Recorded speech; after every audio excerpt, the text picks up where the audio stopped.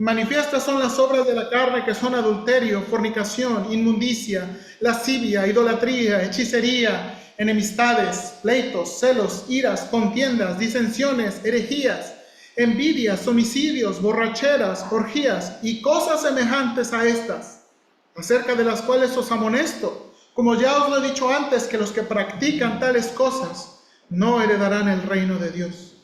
Mas el fruto del Espíritu es amor, gozo, paz, paciencia, benignidad, bondad, fe, mansedumbre, templanza. Contra tales cosas no hay ley. Pero los que son de Cristo han crucificado la carne con sus pasiones y deseos. Si vivimos por el Espíritu, andemos también por el Espíritu. No nos hagamos vanagloriosos, irritándonos unos a otros, envidiándonos unos a otros. Vamos a orar, hermanos, por favor. Señor, te damos muchas gracias por este domingo. Gracias por tu fidelidad, gracias por, Señor, seguir ayudando a la Iglesia Bautista Cordero de Dios a permanecer. Señor, la Iglesia, entendemos según las Escrituras, es el templo del Dios viviente, columna y baluarte de la verdad. Señor, la Iglesia no está aquí para ser exitosa. La Iglesia y las personas no están aquí para crear su propio reino. Estamos aquí, Señor, para ser templo del Dios viviente. Estamos aquí, Señor, dice Efesios, que el Espíritu de Dios, que la iglesia es el templo, es la morada de Dios en el Espíritu. Y rogamos, Señor, que en verdad la iglesia sea ese templo del Dios viviente, que Dios habite en cada uno de los miembros y asistentes de la iglesia, que el Espíritu Santo habite en cada uno, porque eso es lo que queremos ser. Queremos ser hijos de Dios, que el Espíritu Santo habita en nosotros. Queremos ser también esa torre, esa columna y baluarte de la verdad, una columna que sostiene y un baluarte que protege la verdad. Y Señor, en esta mañana rogamos, comenzamos el domingo pasado hablando de la necesidad urgente que tenemos de desarrollar un cristianismo espiritual. Ayúdanos, Padre, por favor. Ayúdanos a no tener, yo, Señor, tú sabes, personalmente como pastor, yo tengo miedo de predicar la libertad cristiana, porque conozco los dos extremos, porque Pablo nos advierte de los dos extremos. El extremo de predicar la libertad en Cristo es usar la libertad en Cristo como un pretexto para la carne. Y Señor, le tengo miedo, Señor, que malinterpretamos y tomemos la gracia de Dios, Señor, como una excusa a una vida de libertinaje y desenfreno. Pero Señor, yo también como pastor, yo vengo de un trasfondo, de un cristianismo que era muy legalista, donde la vida cristiana se basa solamente en reglas. Y yo no quiero regresar a eso. Y yo quiero guiar a la iglesia en la clave que Pablo nos está dando contra los dos extremos, el legalismo y el libertinaje, y es el andar en el Espíritu. Ayúdanos, Señor, por favor, yo te pido, ayúdame, dame gracia delante de mis hermanos para poder explicar esto lo mejor posible. Ayúdame, Señor, que no me malinterpreten, ayúdame a mí explicarme bien, dame habilidad para explicar estos versículos lo mejor posible, por favor. Ayúdanos, te lo suplico de todo corazón en Cristo Jesús. Amén. Bien, hermanos, como dije, comenzamos, ¿verdad?, la semana pasada. Y de nuevo, hermanos, nada más quiero recordarle, esta porción de escritura nos da la clave para un cristianismo espiritual, ¿verdad? Un cristianismo espiritual. Hermanos, Pablo está tratando con los peligros del legalismo. El hermano Isaac Luna me gustó mucho cómo él lo dijo, ¿verdad? El legalismo, en pocas palabras, puede entenderse como hacer obras para ser salvo y hacer obras para ser santo, ¿verdad? El legalismo muchas veces consiste en eso, en hacer obras o para ser salvo o hacer obras para ser santo. Hermanos, según el pastor David Platt, legalismo es, mire, 3 características del legalismo: es trabajar en nuestro propio poder, trabajar de acuerdo a nuestras propias reglas y trabajar para agarrar el favor de Dios. Y lo que estaba pasando aquí en Gálatas, hermanos, es que los perturbadores de Galacia querían que los gentiles se circuncidaran y guardaran las ordenanzas de Moisés. Y como hemos estado viendo en la escuela dominical, hermanos, el cristianismo comenzó a desarrollarse con un trasfondo judío. La mayoría de personas, vemos ahí en el libro de Hechos, que se convirtieron, eran judíos, ¿verdad? 5,000 personas, 4,000 personas. Es hasta Hechos capítulo 10, hermanos, donde vemos gentiles, ¿verdad? Sin ningún trasfondo y relación con el judaísmo, directamente, ser salvos y tener al Espíritu Santo. Entonces la iglesia, hermanos, era una de las primeras dificultades que enfrentó la iglesia, y es lo que Pablo está escribiendo aquí, es que los cristianos judíos querían que los cristianos gentiles se circuncidaran y guardaran las ordenanzas de Moisés. Y por eso Pablo tiene que enfatizar que estad pues firmes en la libertad. Pablo tiene que enfatizar, hermanos, fuimos llamados a la libertad. ¿Qué significa eso, hermanos? Fuimos libertados de cumplir las obligaciones de la ley. Nadie puede ser salvo por hacer la ley. Y nadie va a ser santo por una obediencia fría y externa a la ley. Hermanos, mencionamos que este problema se puede ver hoy en día cuando la iglesia está más preocupada por la conformación externa que la transformación interna. Hermanos, el peligro, vamos a decir, el peligro de hoy en día de caer en el mismo error de los Gálatas es pensar que es más importante la conformación externa que la transformación interna. Mencionamos la vez pasada, ¿verdad? Las personas que se conviertan en Cristo queremos que luzcan como cristianos, hablen como cristianos y participen en todas las actividades de los cristianos. Y cuando eso pasa, hermanos, bienvenidos. Pero nada más es algo externo. ¿Qué de la transformación interna? Hermanos, para muchos es más fácil si el pastor o un hermano nos dice qué hacer o qué no hacer. ¿Sí o no? Es mucho más fácil. Oiga, pastor, ¿se acuerda? Hermano, yo no pensé que me iba a encontrar con este dilema, pero ya me encontré con este dilema, ¿verdad? Oiga, pastor, ¿usted qué cree? ¿Podemos ir a la expo o no podemos ir a la expo? Hermanos, yo no me enfrenté con esta situación, pero hay unos hermanos, hay un hermano que yo amo mucho que me dice, hermano, pastor, ¿a poco usted va al béisbol? Pues sí, pastor, es una cantinota el béisbol. Y sí, es cierto. ¿Ha ido a jugar a ver a los Naranjeros? Es una cantinota, hermanos. Pero yo no voy a tomar. ¿Puede uno ir al béisbol? ¿Puede ir uno a la expo? El punto no es si puede o no puede. Y el punto no es si yo le digo o no le digo. Es más, yo no le voy a decir. No quiero decirle. Porque, hermanos, el cristianismo muchas veces ha sido más fácil. Hermanos, yo vengo de ese punto. Yo vengo de eso. Donde al pastor se le pregunta todas las cosas. Oiga, pastor, ¿corbata roja o azul? Pastor, ¿camisa blanca o morada? Y muchos quieren vivir su cristianismo de esa manera fácil. No queremos luchar por aplicar la palabra de Dios. Hermanos, todos somos responsables por aplicar la palabra de Dios.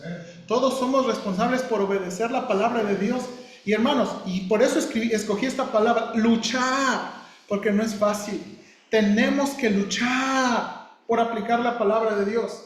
Cada iglesia tiene que luchar por aplicar las escrituras lo mejor que pueda en la situación que Dios le ha puesto. Hermanos, de nuevo, hay cosas que la iglesia experimenta en esta época, en este tiempo, que no eran un problema antes. ¿Se acuerdan? O sea, mencionamos este ejemplo sencillo, hermanos. Hubo un tiempo en la iglesia que no se podía usar piano para la adoración, porque la asociación con el piano era una asociación ¿a qué? ¿Se acuerdan? A una cantina. Y la iglesia enfrentó esa lucha y ese obstáculo. Pero no es nuestra lucha ni nuestro obstáculo hoy en día. ¿Sí o no? Y la iglesia, cada iglesia tiene que luchar por aplicar las escrituras lo mejor que pueda en la situación que Dios le ha puesto. Hermano, por eso es que no encontramos en el Nuevo Testamento una lista exhaustiva de pecados o de cosas que prohibir o de cosas que fomentar, porque no existían en aquel tiempo. ¿Sí o no? No existían en aquel tiempo. Algunos han dicho que la iglesia del siglo XXI necesita regresar a los modelos del siglo XX o antes, porque ahí se vivía un verdadero cristianismo. Y en verdad muchos están intentando, no, es que los tiempos de ahora no son como antes. Y muchos han dicho, es que necesitamos regresar a los modelos de antes. Hermanos, no. La clave, perdóname que escribí mal ahí, nunca han sido modelos o patrones antiguos. Hermanos, la clave nunca han sido modelos o patrones antiguos. ¿Cuál es la clave? La clave es que vivamos controlados por el Espíritu Santo y evaluemos nuestra vida por sus frutos. Esa es la clave. Vivir controlados por el Espíritu Santo, no modelos o patrones antiguos. Y no estoy diciendo que no. Ustedes saben, hermanos, yo amo y admiro a los puritanos de Inglaterra. Hermanos, ellos vivían un cristianismo como no. Hermanos, yo admiro mucho a Jonathan Edwards. Muchísimo a Jonathan Edwards. Y me humilla mucho. Jonathan Edwards escribió cientos de libros y yo ni un proyecto puedo escribir. Pero no puedo regresar a los tiempos de Jonathan Edwards. No puedo regresar a los tiempos de los puritanos.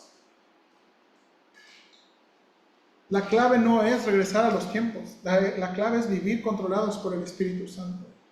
Esto es lo que Pablo nos va a enseñar. Que vivamos controlados por el Espíritu y evaluemos nuestra vida por sus frutos. Note aquí, por favor, el mandamiento y la promesa. De nuevo, hermanos, aquí hay un mandamiento y una promesa.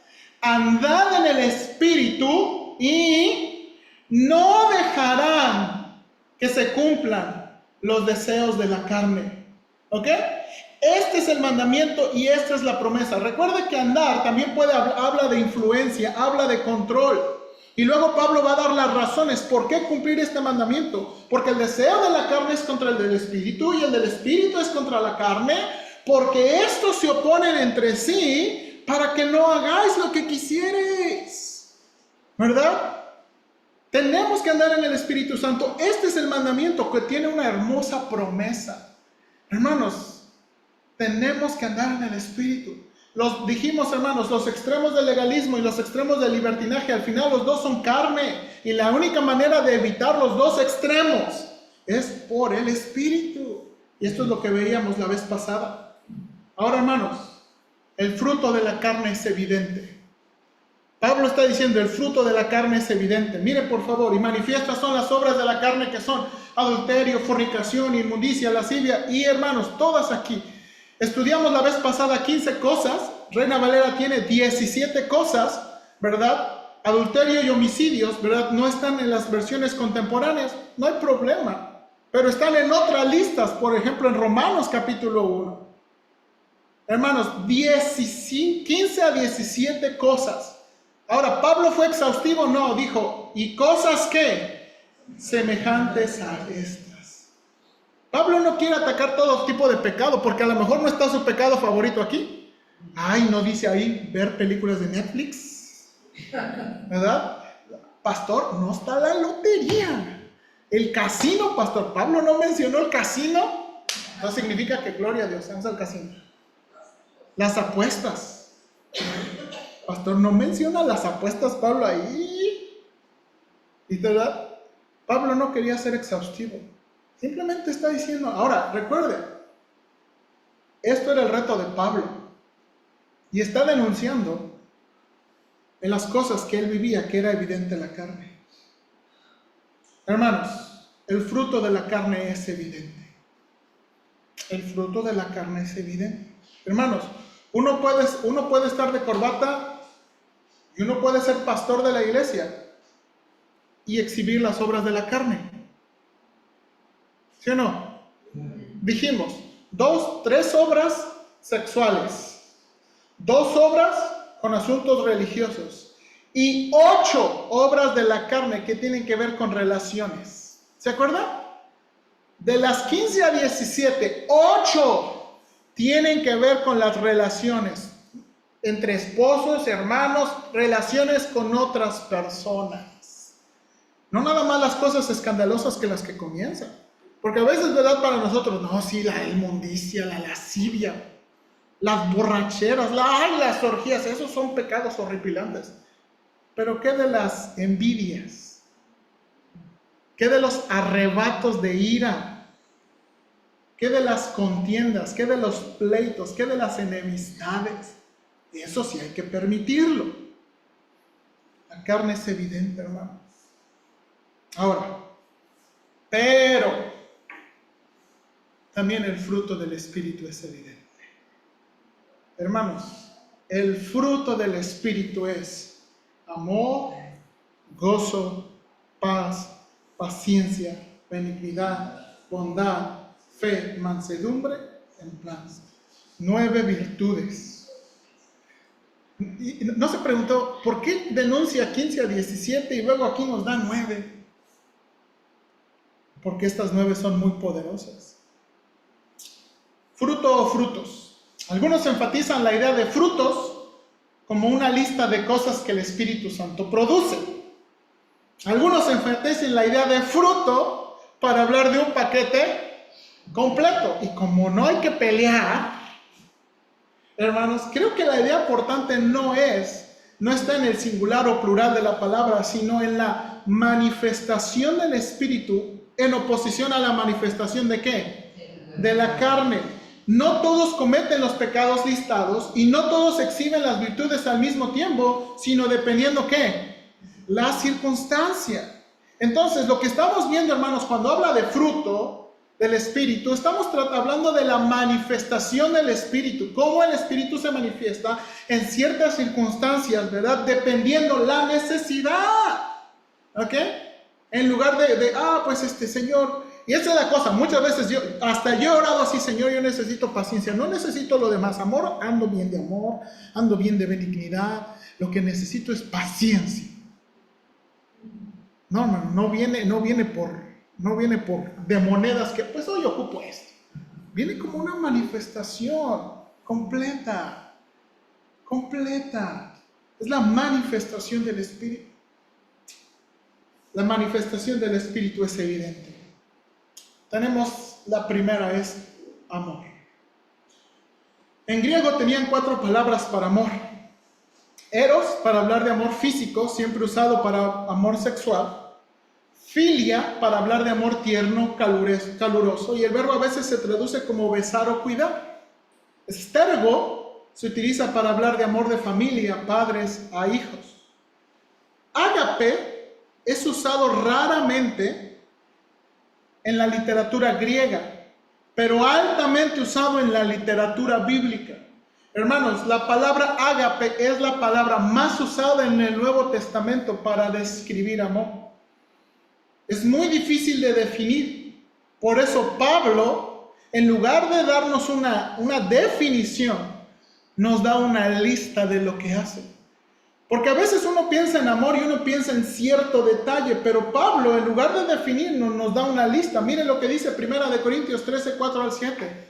El amor es paciente y bondadoso. El amor no es celoso. A ver, sobre jóvenes solteros que dicen que aman.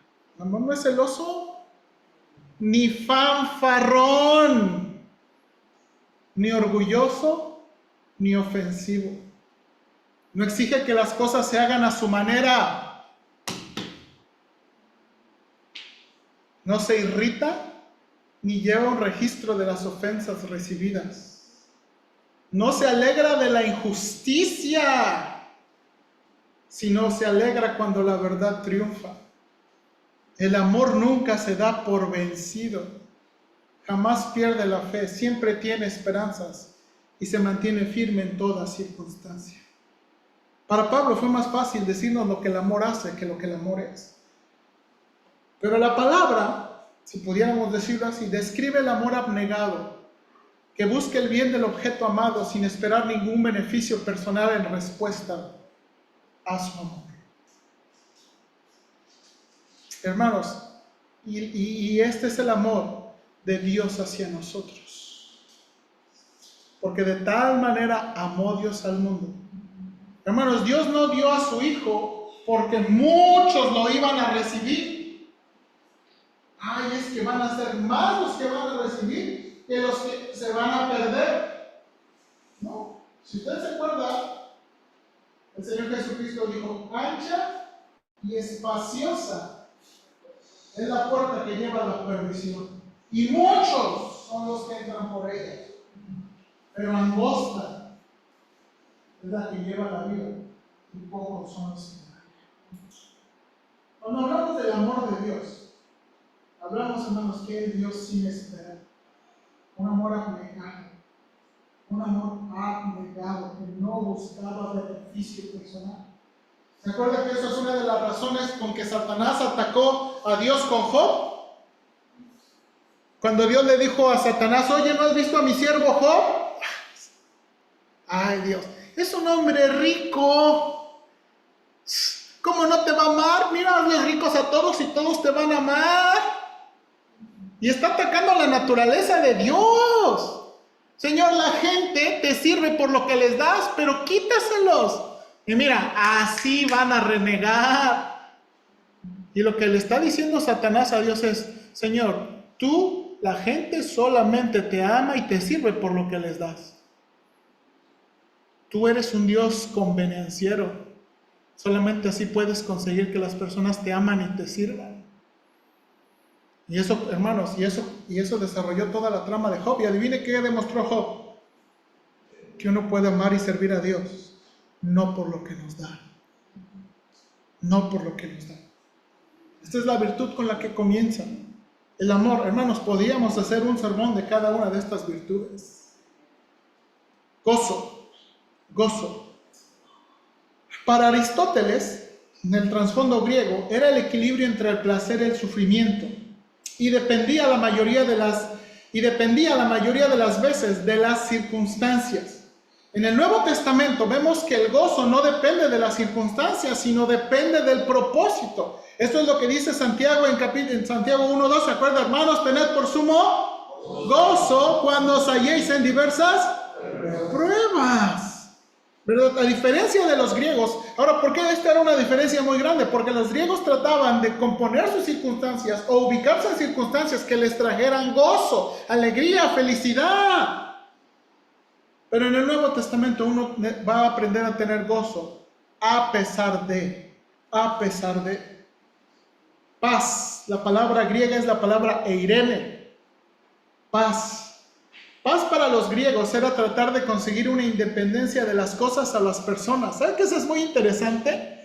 Para los griegos la paz, por eso muchas veces en el pensamiento griego, mientras uno viviera alejado de las cosas y las personas, uno iba a tener ¿qué? Paz. Fíjese que hay muchos griegos aquí, ¿verdad? Luego me entra lo griego, ¿verdad? Déjenme solos. Para los griegos era ausencia de dolor en el cuerpo o la mente. Sin embargo, para los judíos la paz, esta es la palabra hebrea shalom, que se utilizaba en el Antiguo Testamento, personifica la perfección de las relaciones en cualquier circunstancia.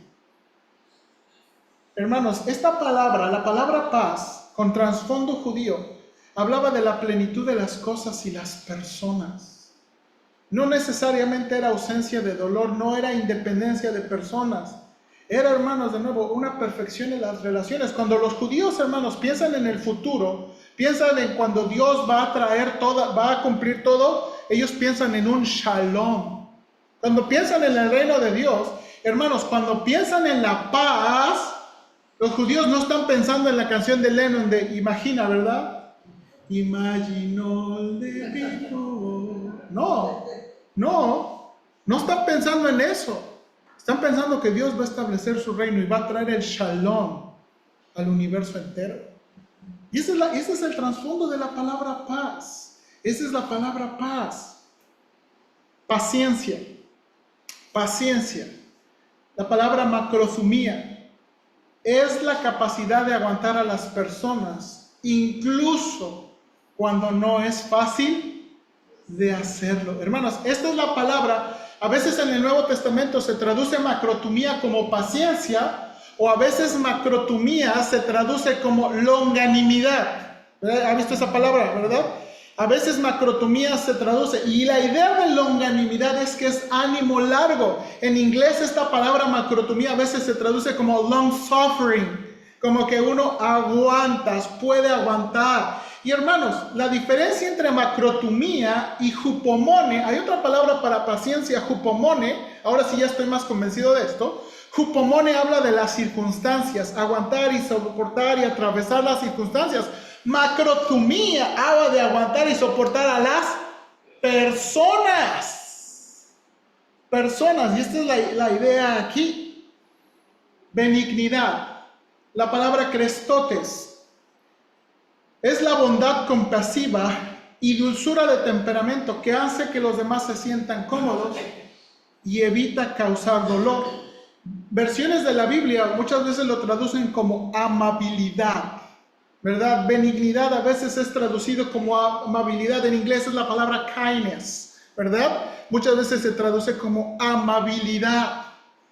Ahora, la otra es muy parecida. La palabra bondad, agatosune, transmite la idea de benevolencia y generosidad hacia otra persona. Barclay dice que probablemente benignidad enfatiza la respuesta y bondad enfatiza lo que se da. ¿Ok?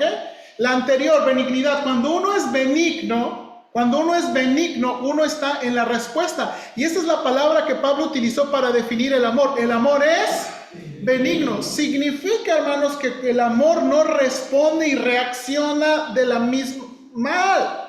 ¿Ok? El amor nunca responde y reacciona mal. ¿Okay?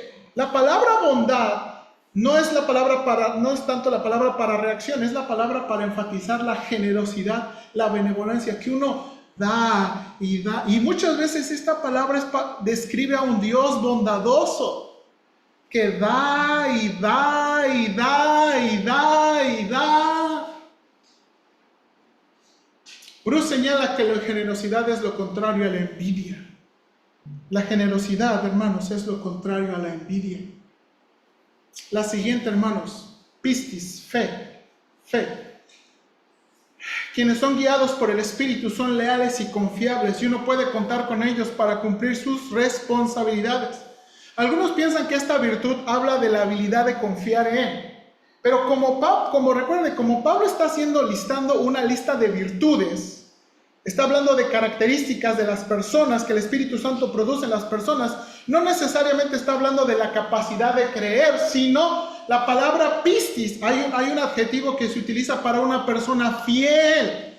Y hermanos, una persona que es fiel es una persona leal, confiable y que cumple sus responsabilidades. Hermanos, ¿no se ha dado cuenta que cómo urge eso en el día de hoy? O hermanos, una de las cosas, déjenme como ilustración, una de las cosas que a mí me sorprendió mucho cuando fui a Bob Jones la primera vez, hermanos, hay mucha gente mayor sirviendo en todos lados, ¿verdad? Aeromozos y aeromosas, gente mayor. En los restaurantes, gente mayor. Y yo le decía al hermano, eso no, o sea, en México ya no contratan tanto a la gente mayor. Le digo, aquí en México no, ¿verdad? Contratan más gente. Y yo le preguntaba a un hermano que es amigo, le digo, oiga, ¿por qué? Dice, porque los jóvenes son unos irresponsables. Son unos irresponsables. No se levantan temprano. Ay, es que no puedo. Ay, es que tengo dolor de cabeza. Ay, es que es que no pasó el camión. Es que no tengo carro. Irresponsables. Me dije, entiendo. Una de las evidencias del Espíritu es ser que fieles, responsables. Mansedumbre. Esta es la palabra prautes. Es la cualidad de no sentirse demasiado impresionado por el sentido de la propia importancia personal.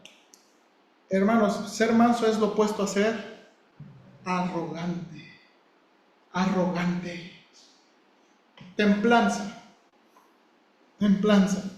Esta palabra, hermanos, se refiere al dominio sobre los propios deseos y pasiones. Es la palabra para, ¿verdad?, controlar, dominar los deseos y pasiones. En 1 Corintios 7:9, Pablo usó esta expresión en un contexto relacionado con el control de los impulsos y deseos sexuales. Templanza, hermanos, habla del control, del control. Ahora, hermanos, de nuevo, 9 virtudes. Un hermano dice, puedes ver estas virtudes como organizadas en 3. Los primeros 3 hábitos de la mente cristiana, los siguientes 3 relaciones sociales, los siguientes 3 principios que guían la conducta. También lo puedes ver, los primeros 3, nuestra actitud del creyente hacia Dios, nuestra actitud del creyente hacia los demás, las siguientes 3, y las últimas 3, las actitudes hacia uno mismo. Y creo que no está mal, porque las primeras 3 son amor, gozo, paz, ya sea como verdad, cosas de la mente o hacia Dios. Las siguientes 3 son paciencia, benignidad, bondad, lo que se necesita en las ¿qué? En las relaciones. Paciencia, benignidad, bondad, ¿sí o no? Paciencia, benignidad, bondad. ¿Y qué se necesita en la propia conducta? Fidelidad, mansedumbre, templanza. Fidelidad, mansedumbre, templanza. ¿Qué significa que contra estas cosas o virtudes no hay ley? Dice Pablo, ¿verdad? Al finalizar aquí, versículo 23, contra tales cosas no hay ley. Hay 2 posibilidades aquí. La primera es, la lectura más sencilla, es que Pablo simplemente afirma que ninguna ley prohíbe las virtudes que acaba de enumerar. Tal vez el punto, dice otro hermano, que es que la ley nunca puede producir estas cualidades piadosas, pero tal es el resultado de la obra del Espíritu. Y hermanos, de nuevo, estas 2 formas de entenderlo es lo que necesitaban escuchar, ¿verdad? Los hermanos en Galacia, cuando están pensando, hermanos, que podemos, ¿verdad? Que podemos ser santos por cumplir las obligaciones de la ley, porque podemos, hermanos, poner tanta prioridad en las cosas externas y no en la transformación interna. Y dice Pablo, estas 9 virtudes, contra estas 9 virtudes no hay ley. No hay ningún mandamiento que esté en contra del amor, la templanza, la bondad, la benignidad. Y la ley no puede producir eso. ¿Sí o no? Yo le puedo decir a mis hijos, ¡hey! ¡Compártelo! Y ellos me van a obedecer. Pero yo no puedo agarrar su corazón. Y usted lo ha visto a los niños, ¿no? Como... Y lo dan. Pero no significa que lo dan de buen corazón. ¿Sí o no? Creo que no hay mejor ilustración que los fariseos en el tiempo de Cristo. Hermanos, de nuevo, la clave no son los modelos ni los patrones, no son las conformaciones externas. Déjenme leerle esta historia. Esta es una de las que más me impresionan en el Evangelio de Lucas. No vaya ahí, por favor, yo se la voy a leer. Quiero que vea, por favor, esta. De las varias veces que el Señor Jesucristo tuvo una confrontación con los fariseos, esta es una de las que a mí me impacta mucho.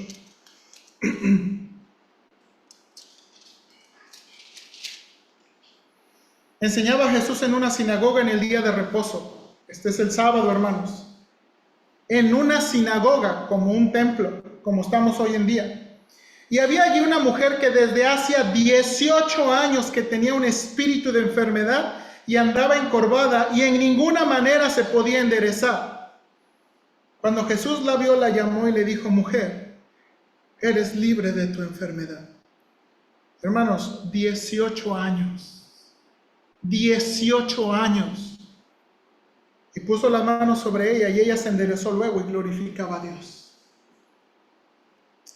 Pero el principal de la sinagoga, enojado de que Jesús hubiese sanado en el día de reposo, dijo a la gente, 6 días hay en que se debe trabajar. En estos pues venid y sed sanados y no en el día de reposo. ¿Se imagina esa escena? El pastor indignado. ¿Cómo voy a creer? 6 días para adorar, no para andar sanando gente. ¿Te podías esperar? Ya tienes 18 años, no te puedes esperar otro día.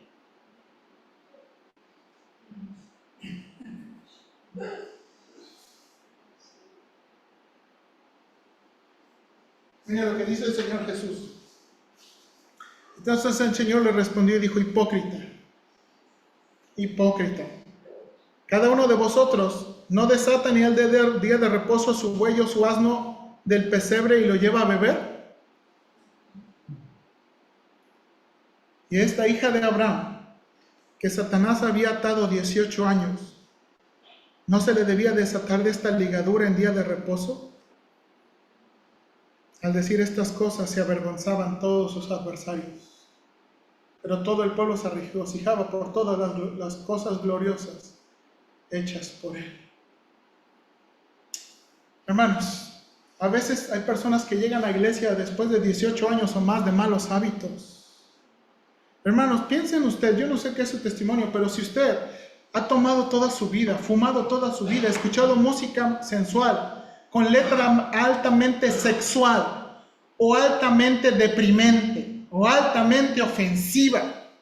Si usted ha vivido acostumbrado a la expresión sexual libre, la pornografía, la masturbación, los encuentros sexuales sin responsabilidad, y pudiera continuar la lista, y de pronto viene a Cristo, ¿por qué creemos que es más importante que luzca como cristiano, hable como cristiano, participe en las actividades y vida de los cristianos? ¿No cree que tiene otros asuntos que tratar? Hermanos, aquí yace la trampa de la religiosidad. Pensar que la conformidad externa es lo más importante que la transformación externa.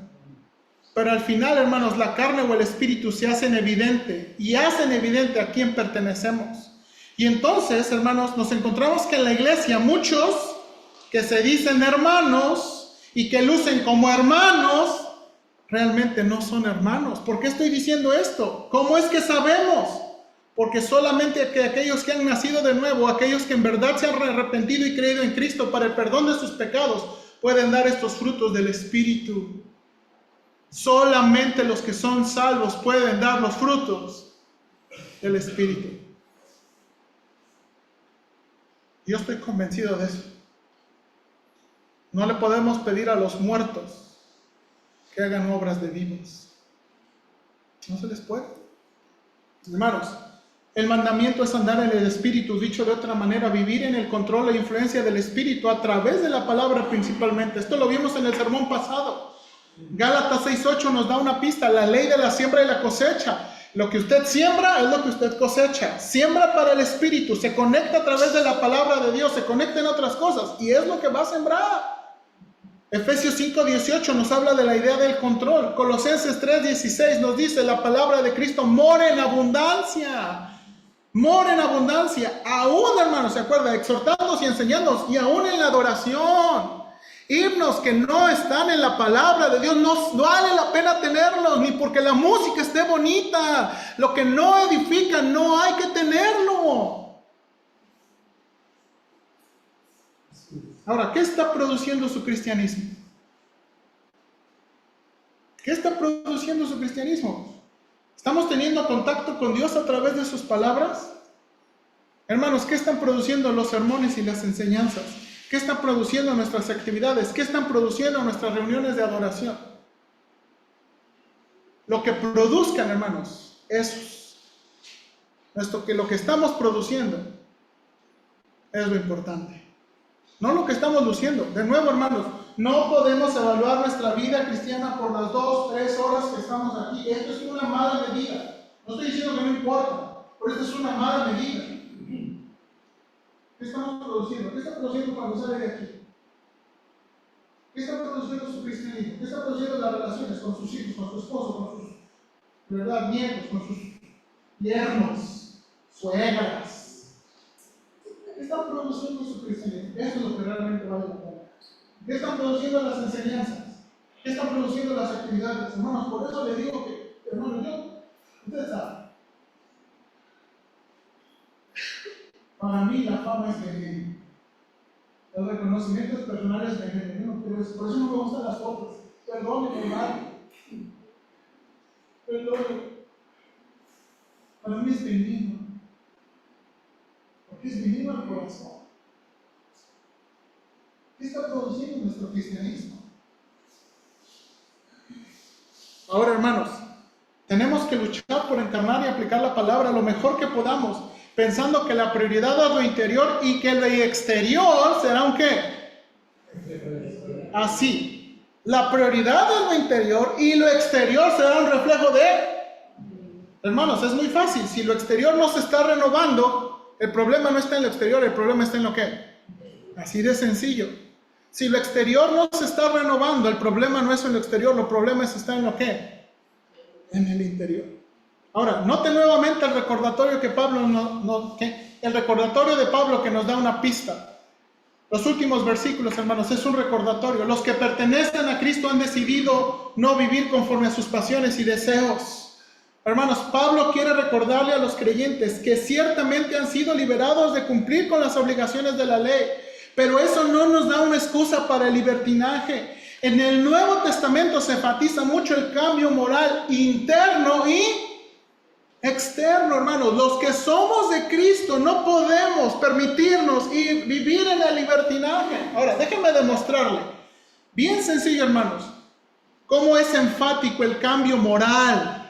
Hermanos, por favor, no se engañe con la verdad de que, ay, no solamente lo que más importa es aquí el corazón de Dios y mi adoración, pero yo puedo vivir como quiera y hacer lo que quiera y seguir las prácticas. No se engañe. De nuevo dijimos, la prioridad es el interior y lo exterior es un qué, reflejo de lo interior.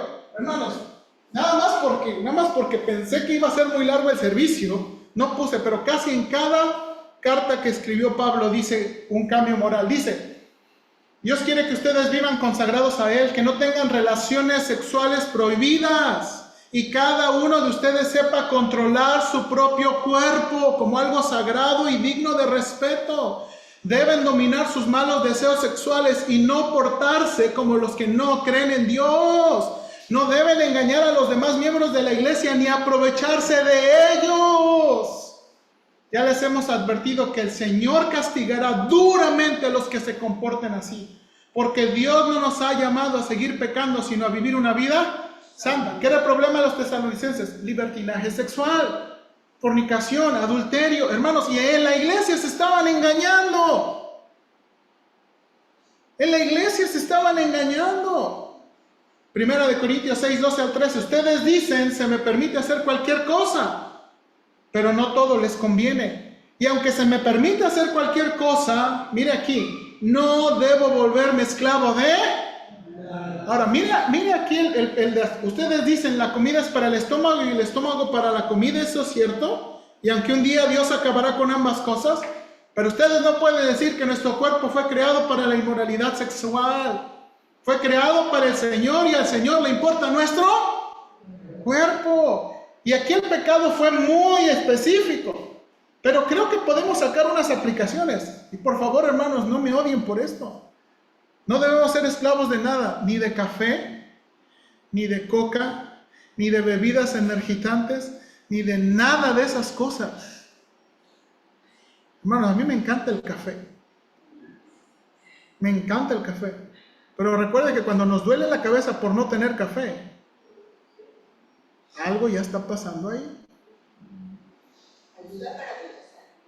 Sin azúcar. Romanos 13, 13 al 14. Por eso, dejen de lado sus actos oscuros como si se quitaran ropa sucia y pónganse la armadura resplandeciente de una vida recta. Ya que nosotros pertenecemos al día, vivamos con decencia a la vista de todos. No participen en la oscuridad de las fiestas desenfrenadas y de las borracheras. No vivan en promiscuidad sexual e inmoralidad, ni se metan en peleas, ni tengan envidias. Más bien vístanse con la presencia del Señor Jesucristo. Y miren esta última parte. Y no se permitan pensar en formas de complacer los malos. Y no se permitan pensar en formas de complacer los malos deseos. Efesios 5. Por lo tanto, imiten a Dios en todo lo que hagan, porque ustedes son sus hijos queridos. Vivan una vida llena de amor, siguiendo el ejemplo de Cristo. Él nos amó y se ofreció a sí mismo como sacrificio por nosotros, como aroma agradable a Dios. Que no haya ninguna inmoralidad sexual, impureza ni avaricia entre ustedes. Tales pecados no tienen lugar en el pueblo de Dios. Los cuentos obscenos, las conversaciones necias y los chistes groseros no son para ustedes. En cambio, que haya una actitud de agradecimiento a Dios, pueden estar seguros que ninguna persona inmoral, impura o avara heredará el reino de Cristo y de Dios. Pero el avaro es un idólatra que adora las cosas de este mundo. Y aquí, hermanos, le da a los avaros, los que aman las cosas y el tener cosas. Aguas. Pedro tiene el mismo enfoque. Mire por favor aquí.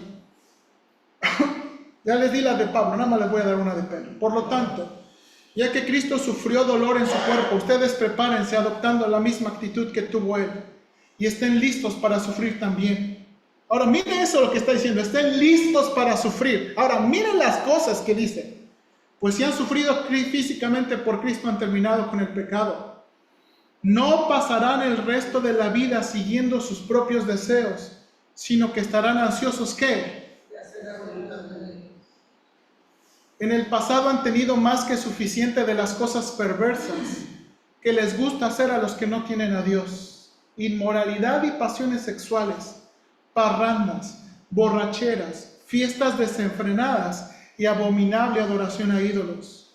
No es de extrañarse que sus amigos de la vieja vida se sorprendan de que ustedes ya no participan en las cosas destructivas y descontroladas que ellos hacen. Dice aquí, por eso los que... Ay, si eres hermano, a ver cuánto te dura el gusto. Pero recuerden que ellos tendrán que enfrentarse con Dios, quien juzgará a todos, tanto a vivos como a muertos. Solamente el Espíritu Santo tiene el poder para dominar los apetitos y tirones de nuestra carne, hermanos. La obediencia fría o la conformidad externa a reglas o mandamientos nunca podría contra la carne. Nunca podría contra la carne.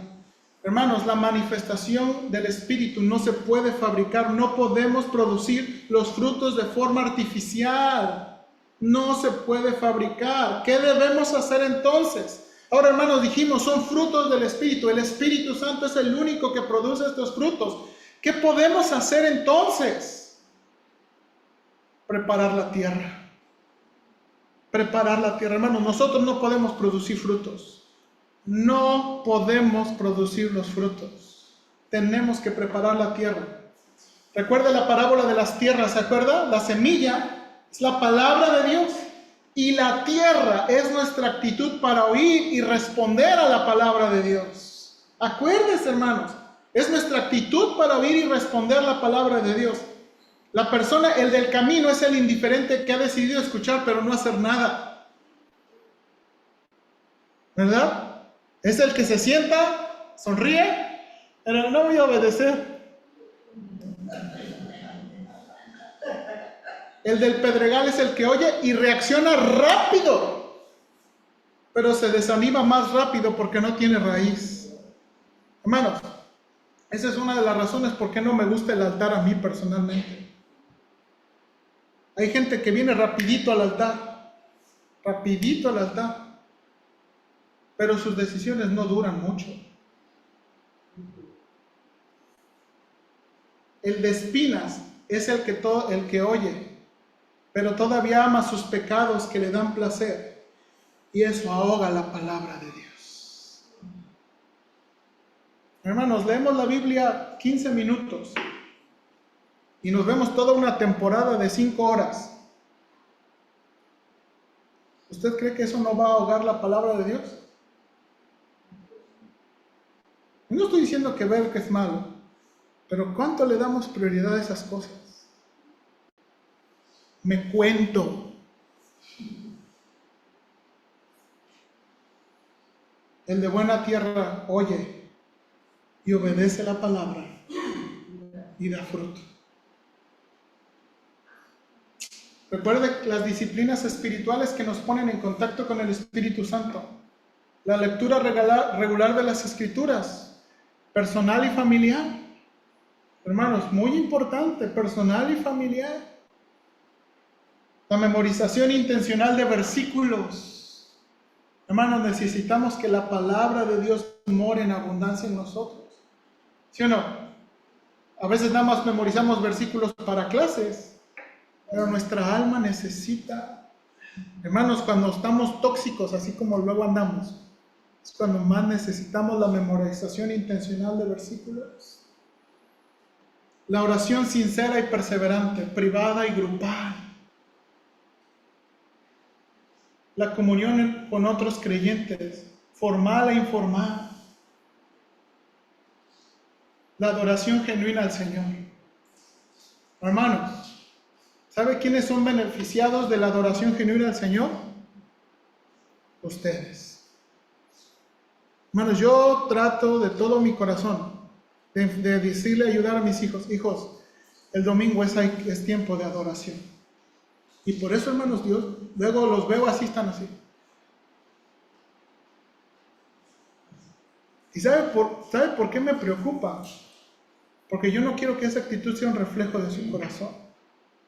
Quiero que vengan a adorar al Señor por quién es el Señor. Yo no estoy esperando una palomita de usted. Sus hijos, pastor. Yo quiero que ellos genuinamente adoren al Señor. ¿Qué debe motivar e impulsar estas obras? Porque también es peligroso entrar, ¿verdad?, en esto y hacerlo, ¿qué? Legalista. Ay, el pastor acaba de dar una lista, ahorita la ponemos. Es más, vamos a hacernos una lona. Lo que debe hacer es motivar esto, impulsar esto, es ¿qué? ¿Se acuerda de Deuteronomio?